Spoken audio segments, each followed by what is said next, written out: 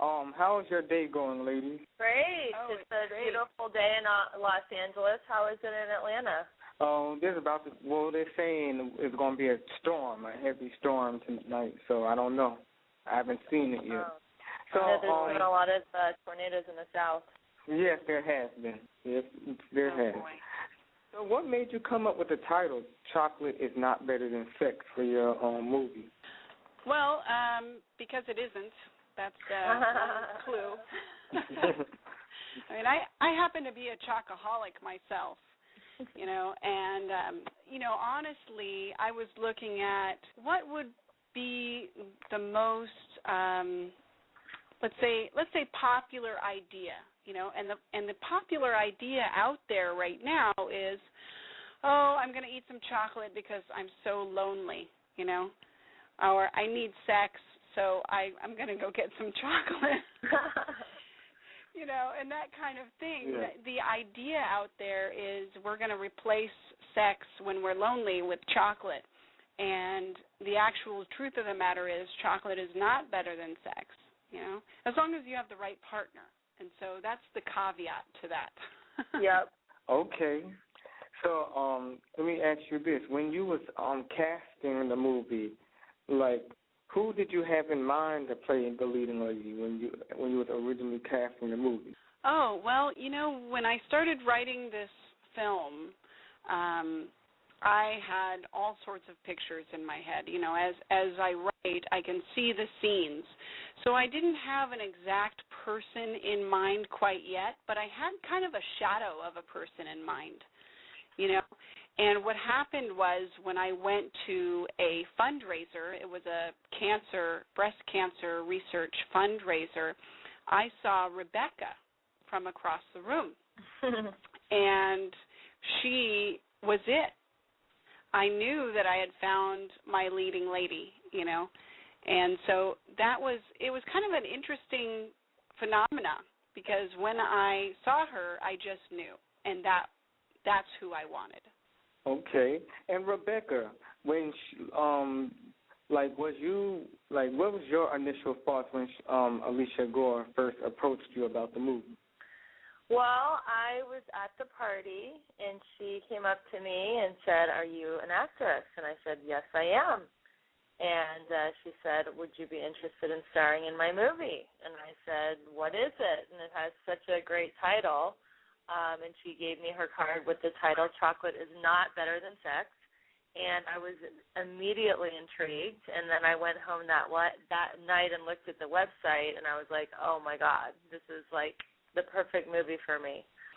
Okay. So, this is your first feature film, right? Actually, I've played supporting roles. I was in a mafia film called King of the City, where I played a mafia wife, and I was in another independent film called Repentance, where I played a prison psychiatrist. So I've been in several independent movies, but this is my first starring role. Okay. So, how did it feel to be the actual star of the movie for the first time? I mean, it felt amazing because I've been in L.A. for 10 years, taking all the acting classes, getting my new photos updated every year, going to all the, casting director showcases, and, I really have put in a lot of work. I mean, they say, show me an overnight success, and I'll show you someone who's doing it for at least 10 years, and that is really true. So just to finally have someone recognize star quality in me, it felt so amazing. It was one of the most exciting things that has ever happened to me in my whole life. Okay. So how long after y'all first met at the party, the fundraiser, did the shooting for the film begin? Well, we haven't shot yet. We're actually in pre-production right now. Yeah, okay, and we're still fundraising, and yeah, it's a long process, but, also a very exciting process. Yeah. Okay, so you're still fundraising and looking for donations and things of that nature. Yes, and I heard, go ahead. Okay. So, tell our listeners basically the basics, about chocolate is not better than sex. Oh, Well, we can start with our lead actress here, and she plays a single mom who's looking for love, getting back into the dating game after a divorce, and she feels like it's time for her to test the waters. And so through a series of blind dates, which she set up, and an office romance, a cougar romance, and some pretty wild times, I will say, as well as just friendship, the spread of friendship and love through her friends, and then her relationship with them and with her mom and also with her daughter, that she discovers more of, what's inside, so that'll open her up to true love. So, but it's through that friendship, which is, tons of chocolate cake parties and eating lots of chocolate and discussions, and really kind of a peek into a woman's mysteries and a woman's mind and the way that she feels. So that's good for you guys, Anthony. That's good for you guys. We're revealing ourselves to you, so you have to take note of this film. Yep. Okay. So, I like to say it's like Desperate Housewives meet Sex in the City. Okay. So, do you plan, what would be your dream studio to make this movie in? Like your dream production company, Well, you know what? If it gets picked up by a studio at the final, once we have the final product, what we're actually going to be doing is going through the festival. So that will give us some time and exposure to those big studios to come along and try to make some deals with us. So, of course, any of the larger studios, would be ideal. Miramax, Universal, any of those guys, we would appreciate, anybody looking at us and saying, wow, this is a quality film, which it will be. So any large major studio that would want to get into bed with us after we are done with the movie is going to have a great advantage. But, we may very well be sticking with the smaller indies for distribution, and we'll see where it goes. The whole point is that it gets out there. Independent films can be widespread. They can really have a huge following as long as the promotion is done right. And that's where you come in, and where other radio shows and where other promoters come in, but also where the public is in mind. They want to see it. They love it. They're going to talk to their friends, and that's what we're basing this on, that they are going to do that. They are going to spread it. They're going to love it, and they're going to want to see it over and over and bring their friends and bring their girlfriends and their boyfriends and husbands, wives, children not so much, but, Okay, maybe older teens. When you say children not so much, is it going to be very graphic in this? Because the title, Chocolate is Not Better Than Sex, it sounds like it's going to be very graphic. Well, let me just, we'll say it this way. Your 17-year-old, I think, will be fine with it. Honestly, I have a 15-year-old, and I'll tell you, they know, in high school, and even junior high, a lot more than we think they know. And that's not to make it right, but I'm just saying, there will be some love scenes, but to be honest, most of the movie is comedy. It's not mostly sex. There is one wonderful, beautiful love scene, but the rest is pure comedy and pure love and joy between the characters and their friends and family. So it is family-oriented, but I will say that, there is a sex scene, and parents should be aware of that before they take their kids. Okay. So let me I would say it's like this. PG-13, right? PG-13, kind of like American Pie, that type of funny type of sex scene, yeah. Right, okay, exactly. So there's no bare chest or nothing like that. Okay. It's fun. It's not like 9.5 weeks type sex scenes. It's like American Pie. Okay. Yeah. So Rob is your target was audience really good. is your target audience mostly female or are you trying to capture everybody? Oh, everybody. I mean, look at it this way. This is a film that is going to be for women in particular. But what do women do? They're going to go with friends. They're going to go with family. They're going to drag their boyfriends, their friends, their spouses. And the point is that at the end of all that, the males in the audience are going to feel gratified. Trust me, they are going to love it. Okay, so it's not no man bashing in the movie, no man bashing, no dumb male character, and nothing like that in the movie.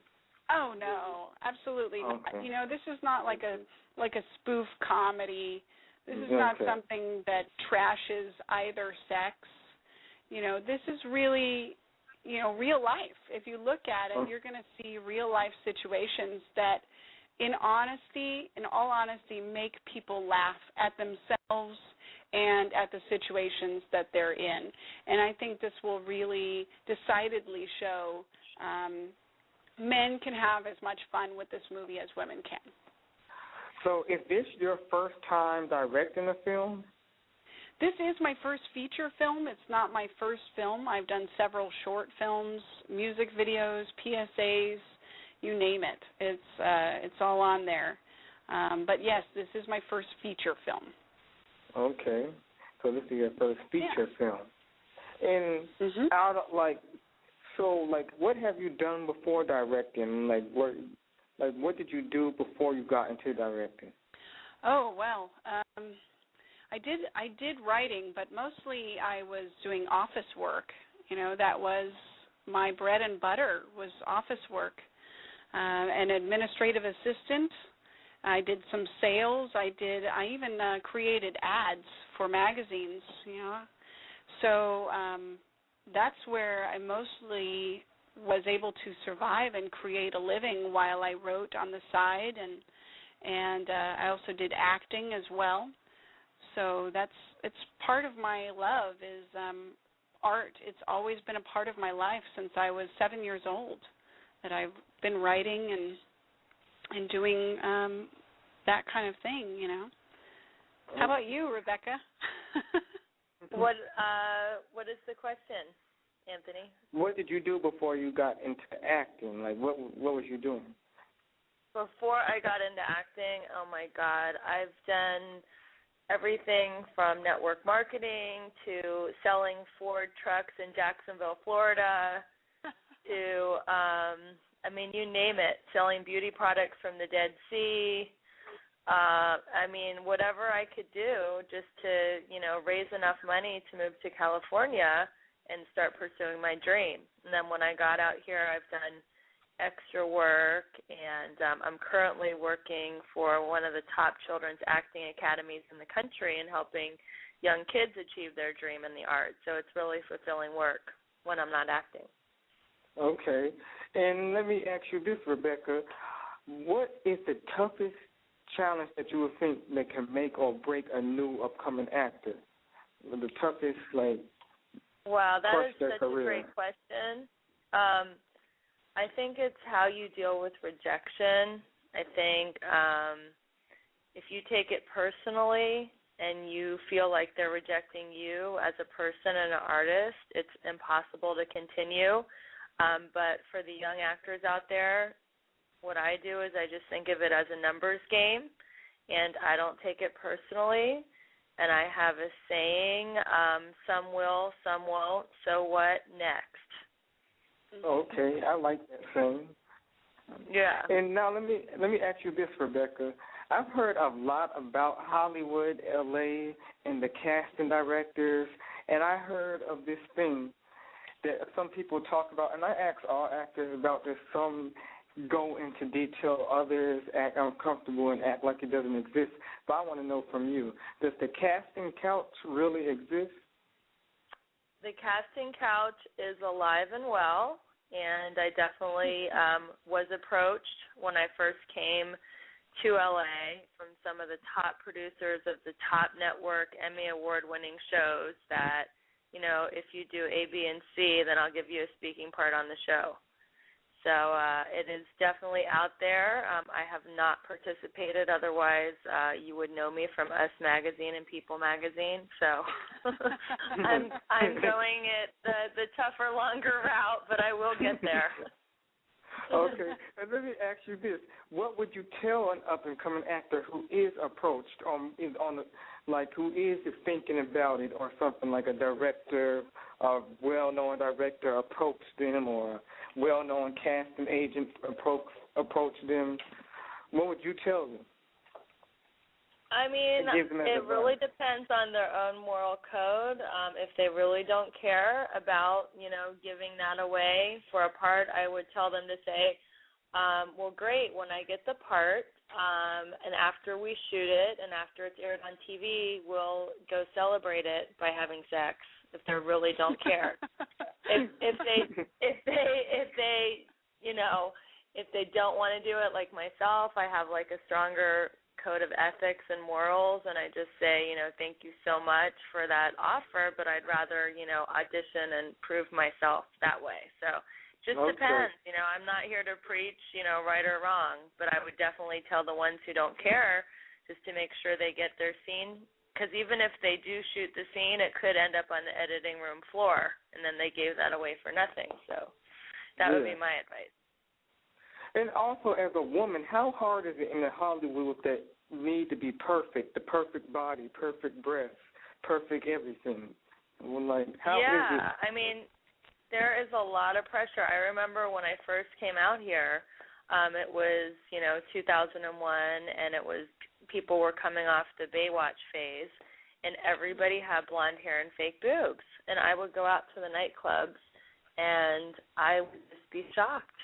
Now I go out to the nightclubs, and it's more the Kim Kardashian dark hair look. So my look's starting to get finally to be in, where you don't need fake boobs and you can have dark hair. But really, I just think that God is the best beautician, and that the natural, just to play up on your natural look, because if you look like everyone else in this town, then you're not going to stand out, and you're not going to, you know, get the starring part. So I don't think if I was just a regular, you know, typical LA girl, I don't know if Alicia would have noticed me from across the room. So I just think for the women in LA or in any city, just to play up your natural looks. And I'm against plastic surgery and, you know, breast augmentation and nose jobs and anorexia and all that crazy stuff that women do to look perfect, because everyone is beautiful just the way they are, and we're still in the casting process, and we're going to have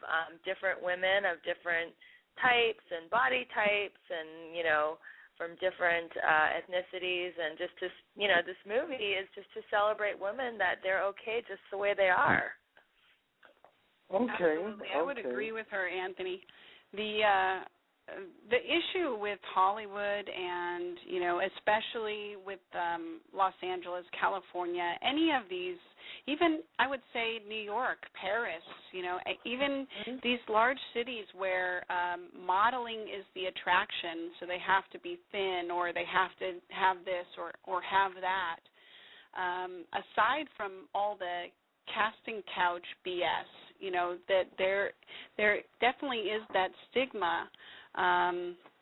You know, and it's unfortunate, but if a person has confidence when they arrive here, when a person really knows who they are, then they can sit back and look at that person who's, you know, come and requested, you know, be on my casting couch, this kind of deal, and just really understand who they are personally enough to say no. And also to just understand that, again, Rebecca's saying, you know, the next thing you do is say next. You just go to the next casting director who won't, you know, make that assumption on your character and your personal morale. And then as far as looks are concerned, and body types and beauty, you know, beauty is from within. And I really think that you can see a person's beauty when they smile. And if a person comes out and approaches me and talks to me about being in the movie and they're smiling and they're happy and it's obviously truth, then they're beautiful. You know, that's what I see as beautiful, is someone who smiles and is confident about themselves and about others, you know. And a person who helps and who participates in life and it's obvious that they're enjoying themselves in life, that person is more beautiful than, you know, the person that goes out and tries to fix themselves and make them look like Barbie, you know, because that's not really truth.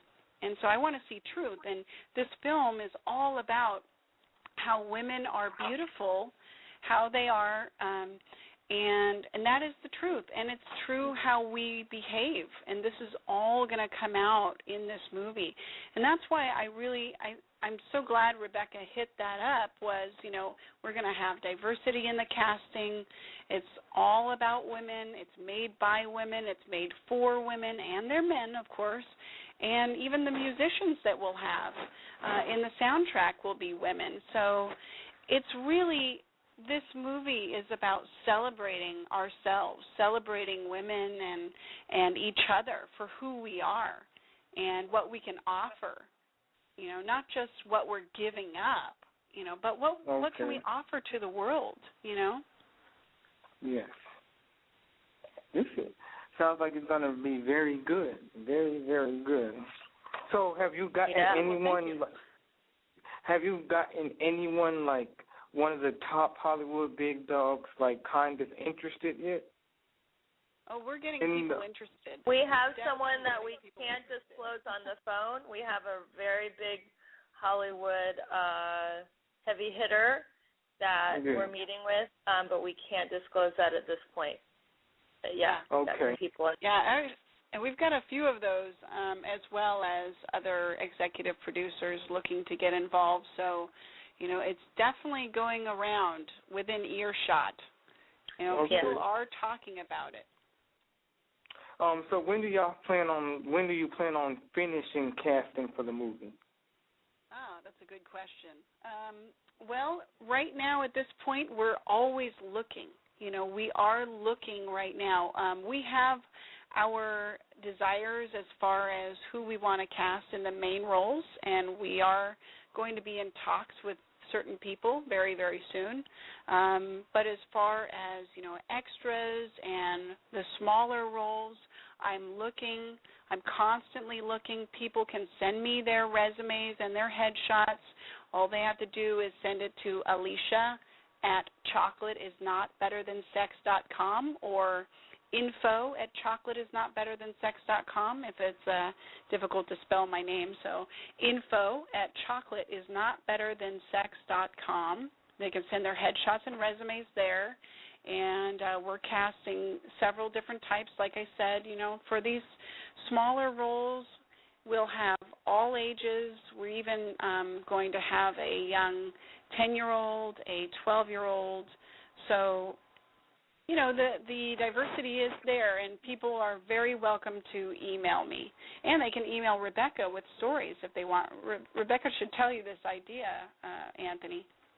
Yes, okay, Rebecca. We are going to be shooting my character, Monica, going on some bad dates just to start people understanding my character. So we're looking for ideas and stories. So any women out there listening that have had bad dates, I would love to hear about them. And who knows, you might see your date reenacted on the web. And my email is Rebecca, REBECCA, at chocolateisnotbetterthansex.com. Okay. And Alicia, give out both of y'all. Okay, Alicia, you give out your email, and then Rebecca, you give out yours again. Okay, yes. It's info@chocolateisnotbetterthansex.com. info@chocolateisnotbetterthansex.com. info@chocolateisnotbetterthansex.com. Y'all hear this, listeners? info@chocolateisnotbetterthansex.com. Okay. And then, Rebecca, what's your email again? Rebecca, REBECCA, at chocolateisnotbetterthansex.com. Okay. Yeah, we're just we're bringing it to light right here, Anthony. We are subliminally giving you this idea. Chocolate is not better than sex. The more we say it. That's right. But isn't chocolate an aphrodisiac? It is. Yes, it is. Yes. Yes, it is. And I've read somewhere that chocolate does like something about chocolate in the woman's senses and it turning her on or something like that. So I kind of find it like when you said chocolate is not better than sex.com. When you named the movie, chocolate is not better than sex. Like, was you thinking about that or something? Oh yeah, well, every time I have chocolate, I think about it. I'll tell you something, okay. Anthony. Both Rebecca and I were at a party. It was another fundraiser, and we ran into Ron Jeremy. And he told us a story about, scientists actually testing whether chocolate was better than sex. And actually what the test showed, Ron Jeremy said to us, the test showed that chocolate stimulates the same feelers, the same kind of hormones, the same feelings as sex does. So kind of an interesting phenomenon there. So now, like as you're casting the movie, different parts for the movie, how is that going so far? The casting process, like the people, the auditions. Oh, well, you know what? The auditions, we're going to be holding those very soon. But as far as casting goes, obviously it's going really well since I met Rebecca. And I also have Lee Purcell, who's going to play Rebecca's mother. They get along, splendidly. Their characters mesh so well. The acting is just brilliant between them. We had a table read, and it was just the best chemistry, just the best. I also have a wonderful actress named Carmen Perez, and she's cast in one of the roles, Jeannie, who's one of Monica's very, very good friends. And then the other roles are to be announced, but we are in talks, like I said, and so that process is very exciting. Looking at how the cast is going to come together and who we already have is just a blessing, super exciting, and I'm super excited to work with Rebecca and Carmen and Lee Purcell. Just wonderful, wonderful cast so far. Mhm. Okay. So, like, when do you actually plan, like, after the donated, when do you, like, if everything goes right, when would you officially start shooting, plan on start shooting for the movie, start shooting the movie? Right. We're looking at probably late July or not late July, late June or early July. That's the desired goal, is to start shooting then. It'll probably be about a month-long shoot, and then we start the post-production process, which can go a lot longer than that. But that's the target date. The target date is around July to start shooting, preferably right after 4th of July weekend, and get people who are completely ready to shoot as they come back from the holidays and really raring to go. Okay. So as a you're directing the movie, right? Also. Yes. You're the director, and you're also the producer of the movie? I'm one of the producers. As you know, okay. Rebecca is also producing, and we also have Tony Boldy, who's running for mayor of Hollywood, by the way. Very exciting that we have him aboard. I've also got another producer, Trey Washington, and an additional one, Melissa Michaels, who's coming aboard with us in May. So we have an exciting group of producers who are, superbly talented, and they are all working on it, day and night, and we are going to make it happen with a bang for sure. So, no pun intended, by the way. I want to get into filmmaking and script writing. So what advice would you give me? Because I really would like to do that sometime in the future, making my own, like a documentary, starting off with documentaries or short films and working my way up to a big feature film, yes. Mm-hmm. Well, definitely a very good goal to have. And I'll tell you what, as far as documentaries go, my advice would be to watch several documentaries. Now, documentaries are written differently than narrative films. What you have here with us is a narrative film. But I would definitely take a look at as many documentaries as you can get your hands on, especially the award-winning ones, and just take a look at those. Take a look at how they're shot. See if you can grab their scripts, because their scripts are going to be very different. A lot of times documentaries are very open, so it's more of an outline than a script, because you don't know, at least you hope you know, but you usually don't end up knowing what your interviewees are going to say. So I would recommend definitely do some reading, do some script reading on that, and as well as watching films. And then as far as writing for features, I agree with you. I think you should start out with some short films first. Film schools are always very valuable in this arena. You can start out even with a city college and go the $20 route, $20 a unit route, because you can get a really good education like that.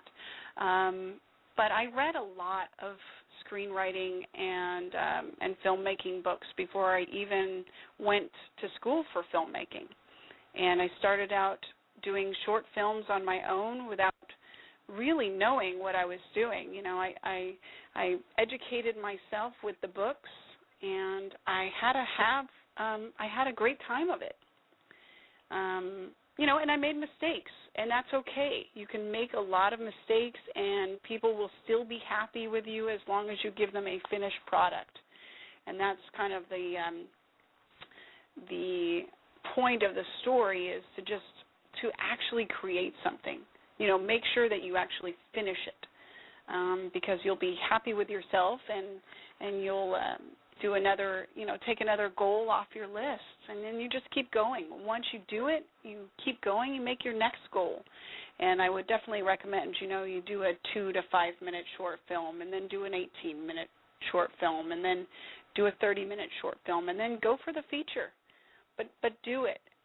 Once you make a plan, do it. And then get books, read scripts, watch movies, talk to people, participate, be on 48-hour and 24-hour film festivals, and get into a set where people are doing it. Participate. That's the big thing, is participate. So, but yeah, that's what I would recommend as far as the production side.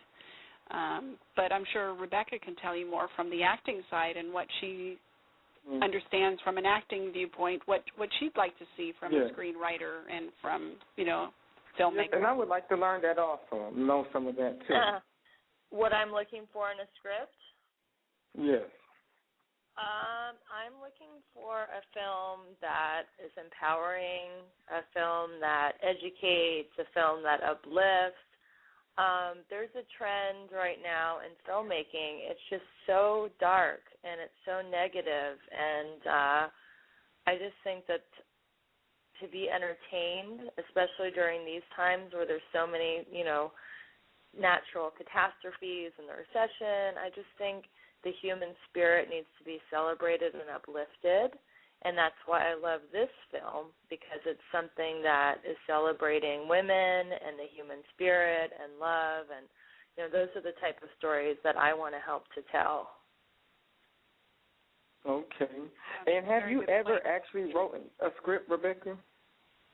I have. I have written one feature film, and it's a funny story because almost all writers, their first feature film is about themselves. So this was like my experience. So I took the script to several female executive producers and several male executive producers, and all the females were like, we love this character, she's awesome, she rocks, I couldn't put the script down. And then all the men said, I didn't like this character, she's bad news, and I didn't want her to win, and your script sucks because this character is just such a bad person. I was like, oh my God, yeah, that's me you're talking about, but I didn't say that. I was like, oh, okay. So it's just interesting, you know, kind of back to this movie, the difference between men and women and how they think and how they process things. Like my script was, you know, it was the reaction was so different depending on if it was a male or female reader. Okay. So let me ask you this. Writing a script, how hard is it, like, writing out a script and making out all the different characters and how you want them to look like and the locations you might want? How hard is all of that? Well, and I think I can answer this for you, Anthony, is it's as hard as you want to make it. Mm-hmm. I mean, if you decide that your script is going to be the next, you know, Pirates of the Caribbean movie or the next Mission Impossible, you know, you can write this incredible movie that's going to cost, you know, $100 million, you know, and try and get it made, you know, as an indie. I mean, I think that would be a little crazy, but to be honest, you know, writers write. So the whole point of writing would be just put your pen to the paper and see what comes out. You know, if you've got an idea, start jotting it down, because the moment that you do, you know, the energy will start flowing and you will begin that creative process. But it is a process, and you have to give yourself the time to do it. And you can't get down on yourself if you're not doing it. You can't get down on yourself for only writing down 3 lines today, or, you know, you just have to let it unfold. But the whole point is you just write. You know, if you have an idea, you write it down. You put it in your notebook, and you might sit on it for a week. You might sit on it for 6 years. I had spoken to a lady who sat on something for 17 years, finally picked it back up. She didn't even know she had a title, and she didn't know how she was going to use it. And 17 years later, she picked it back up, and she wrote a book. So the whole point is writers write, and it might not be the right time for this particular idea, but if you have something, go ahead and write it down. You know, you might stick it in a folder for later, or you might be writing several things down, and suddenly there's a mesh that happens with those several ideas, and they become one. But really, you know, as far as script writing goes, if you know the process and you know the format, once you start researching and looking into scripts and how they're written, you can take those notes and you can look at it and go, well, what do I have here? Do I see this? Do I see it as a script? Do I see it as a book? Is this a poem? Is this a short story? Is this a song? You know, you take that and you can dissect it and say, okay, now what is this? And you can make it into a script. Sure you can. But you just need to get grooved in on how scripts are written. And then you do it. And you start writing, okay. And you go scene by scene until you feel like you've got something. Okay. Yeah. Yeah. That's some real good advice right there. And also, well, good. I really wanted to, good. I hope you take I also wanted to know. I also want to know, like, have you ever wrote out a TV script, like for a TV show or like a comedy or something like that, and tried to shop it around to a network? You know, I have written a TV script for a potential sitcom, and I did not shop it around. Honestly, it was written for class, and I got a lot of cheers and ovations for it from my classmates and from my professor, but I never did really do anything with it. I just continued to write my feature films. I've written 4 of them. So this is, kind of sat on the back burner. But honestly, I have met some TV people recently, and it's made me want to bring that back out of the drawer and take another look at it to possibly produce in the future. Okay. So, yeah. As far as your film goes, chocolate is not better than sex. And, what is the ultimate thing you want your viewers to leave out with? Once you finish filming the film, casting and everything, when the viewer leaves out the theater, what do you want them to leave out with? What do you want their impression of the movie to be? Let you take from that movie. Oh, sure. I really want them to feel happy. I want them to feel happy about themselves. I want them to feel like they can laugh at themselves and the things that have occurred in their lives, because we've all gone through it. Rebecca and I have, Carmen and Lee and everyone who has dated anyone, no matter what. Everyone's gone through these situations, and I want them to feel, like Rebecca said, not only empowered, but beautiful, and that they can laugh at themselves and they can laugh with the past, and they can come forward and meet the future head on and just be ready for it and say, you know what, this is me. I love this. I feel like I'm that character. I can be her. I can be open to new love and experience it with a sense of joy and fun and laughter, and that's what I want them to feel. I want them to feel like this movie has kind of uplifted them. As Rebecca also said, it's very uplifting, and I hope that they come out like that, and I hope that their significant others, their parents, their fathers, their brothers, all those guys come out feeling the same way, that they feel like that they've learned something. They've learned something about women, and that they'll appreciate us for it, How about you, Rebecca? I mean, that's really well said.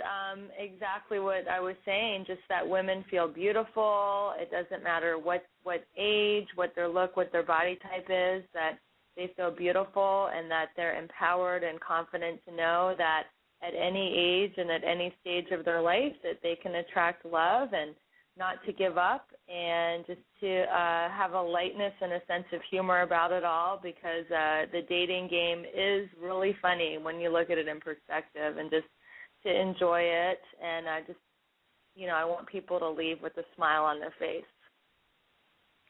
Okay. Definitely.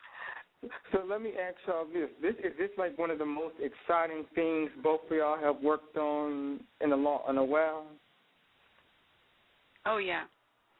It's a very exciting process. The point is that for me, since I'm the writer as well, I look at it like this is a creation out of my own imagination, and at some point in the near future, I'm going to see this on a huge screen, and I'm going to hear people laughing and enjoying it and clapping, and just look at their faces and know that they're with me. They're there with me. They completely understand where I was coming from, and they're living it. They're living it with me, and that's the best thing ever, is to take something from my mind and put it up on the screen and say, wow, that's like another baby. That's my baby right there, Okay.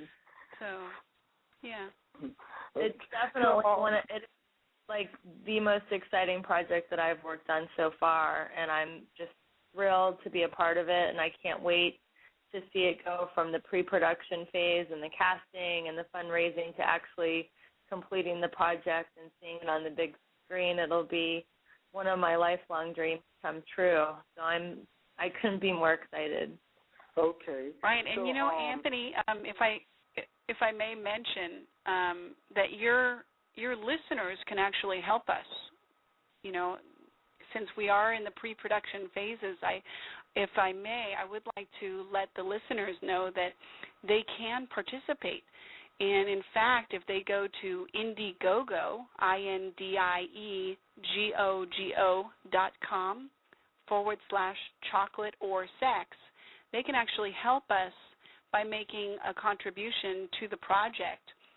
And they can get great perks. They can get T-shirts, coffee mugs, posters, signed cards, chocolate. They can get the works. They could even be in the movie. So if they just go to Indiegogo.com, www.indiegogo.com/chocolate or sex, they can check out the campaign right there. They can make a contribution, whatever amount they want to make. They can even start with $1. It's totally fine. The more sharing and the more people who care, the better.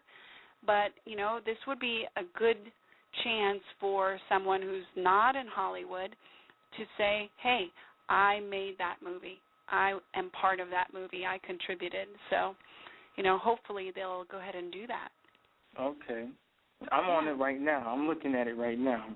Okay, so you got thanks, that's the $1. Special thanks and club perks, $5. Music lovers, special thanks, the $10. The level 1 chocolate supporters, $25. The level 2 chocolate supporters, $50. The level 3 chocolate supporters, $100. The level 4 chocolate supporters, $250. The level 5 chocolate producer, $500. Yep. Right. Okay. That's where you can and start then to the say, level, hey, I'm a producer on that film. And we're also selling T-shirts and sweatshirts on the website to raise money, right, Alicia? The level 6, Yeah. the level 6 chocolate producer, level 7 chocolate producer, level 8 chocolate producer, and that's a $10,000 package. Right, where they can even appear in the film and also be flown to our premiere. So it's very exciting, Okay. Let me ask you this: have you have y'all networked in Atlanta? Because I noticed people tend to ignore. I mean, ATL. I know New York is big, and I know LA is big too, and everything is going on. But people tend to ignore Atlanta like there's nothing going on here. But we do have a large population of people who work in the entertainment industry out of a city of 500,000 people. We do have over 100,000 millionaires living in this city of 500,000 people. So have y'all made contacts in Atlanta? I don't have any contacts in Atlanta. But Rebecca, do you?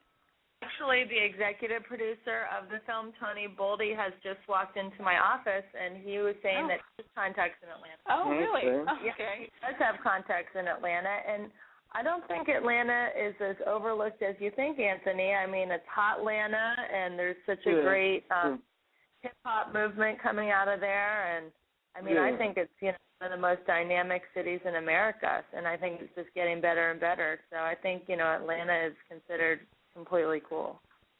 Yeah, I know another producer friend of mine just finished shooting out there as well. It was definitely on my list of cities to consider shooting in. But when I met Tony and Rebecca, I knew I wanted to stay here. I knew I wanted to stay at home to shoot this. So but that's not to say that I don't love you guys from Atlanta. Okay. So let me ask you this: y'all both live in LA? Yes. Yes. Okay. So is LA really? Because I've only seen LA on TV with the way the city looks on TV. So is it LA really how they portrayed on TV? Are the people really as shallow in LA as they are portrayed on TV? Oh, well, that's TV for you. You've spoken to us now for, I don't know, almost an hour, and we don't seem very shallow, do we? No. Honestly, I think when you enter a city, you're gonna look at its culture. That's the first thing that you're gonna find out about is who are the people? How are they? What are they like? Are they sweet? Are they friendly? Do they smile? Do they look at you in the eye? and I think every city is going to be different. But honestly, there's so many different aspects to a city as well. You can say, oh, that Paris is just so mean, but honestly, I've gone to Paris a few times, and the last 2 times that I've been there, the people have been the sweetest that I've ever seen them. So, a culture is as good as you accept it. So if you go there and you feel like, oh, I'm going to meet all these mean people and I'm going to walk up to them and they're going to be mean and shallow to me, then yeah, you probably will. But if you walk into a culture and you say, I'm just going to have the best day today, I'm going to meet the most beautiful, sweet, perfect, happy, just great people, then you will, And I think that those are the people that you will find when you come out here, because you're going to say, I want to meet great people. And that's all I've done as I've been out here. I've just said, I'm going to meet great people. And I love every single person that I meet because they are the sweetest, most kind, generous, helpful, loyal, and just exciting people that I've ever met. And I think part of that is because they're living their dreams and they're pushing hard to achieve those goals. But again, it like I said, it comes from within. So you get what you ask for. I mean, when I moved out here, I thought everything was going to be like on Baywatch and beach bunnies and playmates. And what I was really impressed by LA was it's very multicultural. It's very multi-ethnic, and there's all different cultures here. It's not just all about the entertainment industry. I mean, the fitness industry, its mecca is here. The fashion industry is huge here. People who love the outdoors and hiking, and there's just so many cultures. The spiritual movement is out here. There's just so many different subcultures. But being from the Midwest, you only see you think everyone's going to have blonde hair and blue eyes and look like Ken and Barbie, but it's not like that at all. However, Orange County is like that. So for anyone who thinks they know what LA is, you're just one county off. So I realized when I went to Orange County that that's what I thought LA was going to be like. Now, I'm just kidding. I'm not trying to bag on Orange County, but I really did. Okay. No, but I mean, it's an amazing city, and just being in a culture where everybody has a dream and a goal, and it's a very exciting energy here, and I would highly recommend that anybody who's maybe thinking about going to LA and pursuing their dreams, you should just do it, because life is too short, and you just never know. You might get recognized across the bar like I did when I met Alicia, and if you're here, things like that can happen. If you're not here, they can never happen. That's right. Oh, yeah. So when you made that move to LA, was that one of the hardest moves you ever made? Who are you asking that to? I'm asking to for you, Rebecca. Rebecca. Me? Yes. You know what? Since I was 3 years old, I was telling everyone that when I grew up, I wanted to be Ginger on Gilligan's Island. So I always knew I was going to end up in LA, and I just didn't know how or when. And when I made the move, it was very exciting. I moved here with a 90-pound yellow lab, who I still have, and I flew in the coach section, and he flew in the cargo section, and he cried the whole time. And I was picked up at the airport by a roommate who I had never met, who I convinced to let myself and my dog rent a room. And then the adventure began. So I was just really excited to be here and to be finally going for my dream of acting. And you said a roommate you never met. Yeah. How did you manage to set that up, a roommate you never met? Well, I couldn't rent a traditional apartment because my dog was too big. So there's a website, and I would recommend the website to anybody who wants to move to LA, Westside Rentals. And I could only go to the roommate section, and I just convinced him, to let my dog and I rent a room. Okay. And was this a nice apartment in LA? What? Like, was it like a nice, real nice apartment down there when you first moved down there to L.A.? It was just a little house in Santa Monica, and it was okay. It wasn't great. So it was. Yeah, the thing you got to realize when you move out here is, California has, I would say, one of the highest costs out there, living expense-wise. So if you are normally used to having your own house, you're probably going to have an apartment. If you're used to having your own apartment, you might be stuck as a roommate, in a room. But that doesn't mean that you should give up. The whole point is to expand and not to contract. So once you get out here, if you feel like, that you're contracting, then you need to kind of make some moves to feel expanding. Like, set your goals and start looking at how you're going to achieve them every day, even if it's just little baby steps. Because the more that you do that, the more you will expand rather than contract. Because, again, it can be disheartening. When you get here, you might think, oh, I'm going to get discovered, and I'm going to be an overnight success. But really, it takes effort. And if you're not willing to put in the effort, don't come out.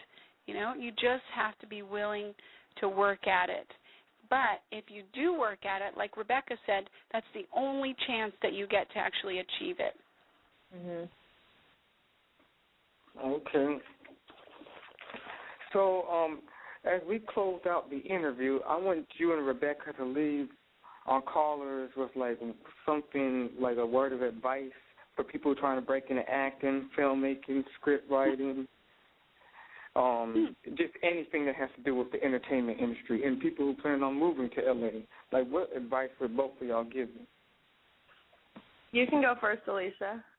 Okay. Well, I would say, in the immortal words of Winston Churchill, never give in, and never give in. The whole idea that life is a bit of a rat race, and but you can make it so much better. If you want to be an actor, you want to be a writer, you want to be a director, start really taking a look at, okay, what do I want to do? Do I want to start as this? Do I want to start as that? What do I want to do? And you're going to have to set some goals and put them on a list. Put it up on your refrigerator, put it up on your wall, put a big whiteboard up on there, and put your battle plan every day, and start accomplishing some of these goals. I would really, recommend reading some books, and if you go to my website, aliciagore.com, I put some books on there that I recommend people read because they've been what's helped me.